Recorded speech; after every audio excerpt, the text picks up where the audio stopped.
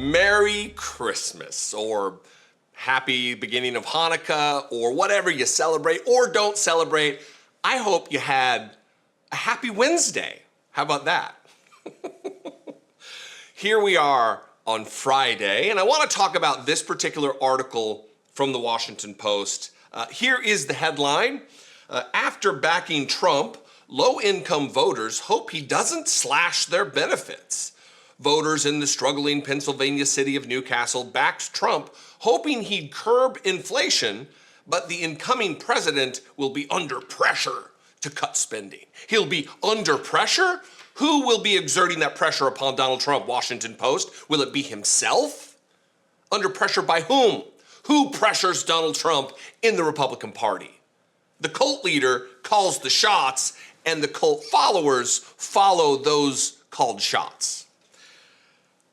There's another element to this, though. I'm going to read from this article, but there's another element to this particular story that I want to talk about, and it is really more instructive for me than probably you. I've said many times that I'm going to feel very little sympathy going into this second term of Donald Trump.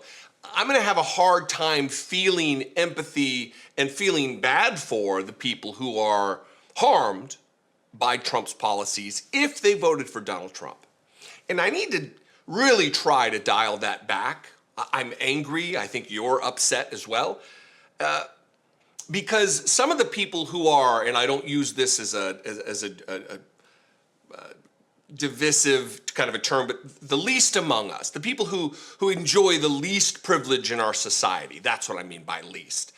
Poor people, marginalized folks, they're going to bear the brunt of Donald Trump's policies. His wild tax cuts for the uber wealthy, they're not going to trickle down to those people. In fact, with Donald Trump's Doge, the stupid government efficiency nonsense that they want to do, they're going to cut from the benefits of poor people, of people who desperately need it the most. They're not going to be looking to cut corporate welfare. No. It's going to be social net programs, safety net programs. Those are the ones they're going to cut. So although I believe that some of what animated those Trump voters who will be hurt by Trump some of it was economic anxiety or trying to make their situation and station in life better, and they were just misled because of political ignorance. Some of it's that, but also some of it's just classic political racism. That, yeah, if black people are going to benefit from this, if brown people are going to benefit from program X, whatever it might be, I want it cut, even if that means it harms me a little bit too. Some of that's at play too. I'm going to read from this article. Again, here's the headline. After backing Trump, low-income voters hope he doesn't slash their benefits. Voters in the struggling Pennsylvania city of Newcastle backed Trump, hoping he'd curb inflation, but the incoming president will be under pressure to cut spending. It starts like this. Lori Masura goes to the grocery store on a bicycle because she can't afford to fix her Ford F-150 truck. The single mother and her 17-year-old son live in an apartment that is so small she sleeps in the dining room. They receive $1,200 each month in food stamps and Social Security benefits, but still come up short. Masura said she often must decide whether to buy milk or toilet paper. It was all that penny pinching that drove the part-time tax consultant to abandon the Democratic Party this fall and vote for Donald Trump. He is more attuned to the needs of everyone instead of just the rich, Masura, 55, said on a recent afternoon. I think he knows it's the poor people that got him elected, so I think Trump is going to do more to help us.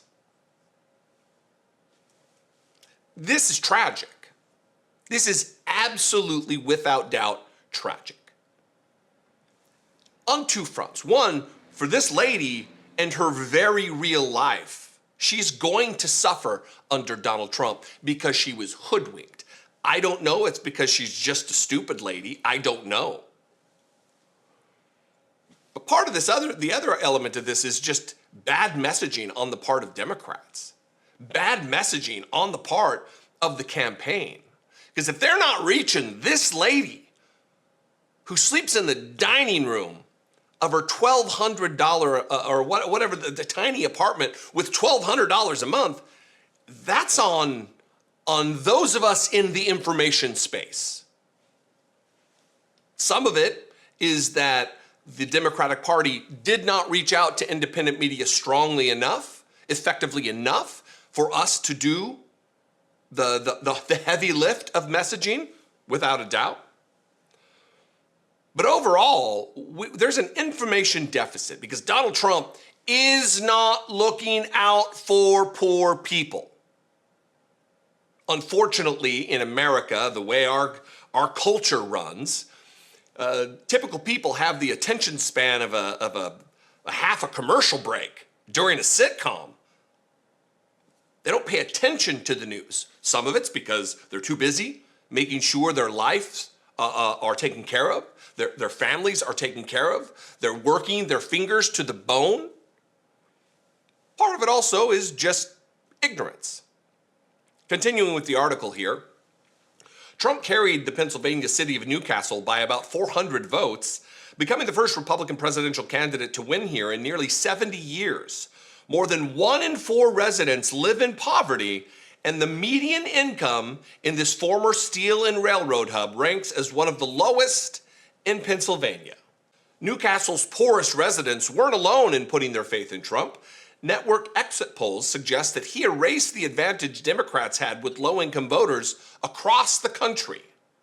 And then, of course, this picture here really speaks volumes. They say a picture worth 1,000 words.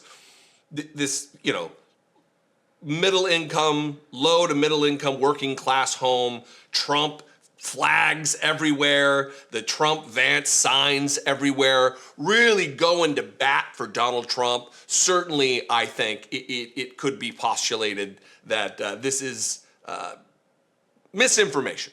This is the result of a dedicated campaign of mis and disinformation on the part of Elon Musk and every other MAGA moron out there who promoted the campaign and the candidacy of Donald Trump. 50% of voters from families with an income of less than $50,000 in a year cast their ballots for Trump, according to the data, compared with 48% of Vice President Kamala Harris.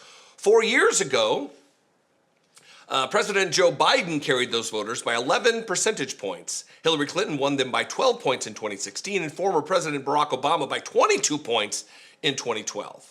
Now, low-income Americans who voted for Trump say they're counting on him to keep their benefits intact, even when his cabinet picks and Republican lawmakers call on him to reduce federal spending. Again, Washington Post, it is not Congress who is calling on Donald Trump to do this. Donald Trump is the one who appointed Vivek Ramaswamy and Elon Musk, the former illegal immigrant to the United States, to cut the budget, to slash the budget. What they're not doing is slashing the budget of the Pentagon, where Elon cashes his checks. They're not slashing the budget related to corporate welfare handouts. No, they're going to slash the budget on Social Security and Medicare and SNAP benefits and social safety net programs for the poor and working class in this country. That's what they're going to do. What we need to do as a matter of policy in this country and as a matter of messaging is to create some semblance of class solidarity in this country. While rich people have other people fighting as in-groups or out-groups, battling one another, they're getting rich. Elon Musk has made more money since the election than maybe this entire audience will see, that every single human being who watches this video will ever make in their lifetime. Like $200 billion, $200,000 million. So I don't know what the answer is. Look, I like to have some kind of solution or direction to go here. I don't know what the answer is. We need to do a better job of talking to our neighbors. We need to do a better job of talking to our families that we're still connected to. And the Democratic Party needs to do a better job with the nearly $1 billion that was donated to Kamala Harris.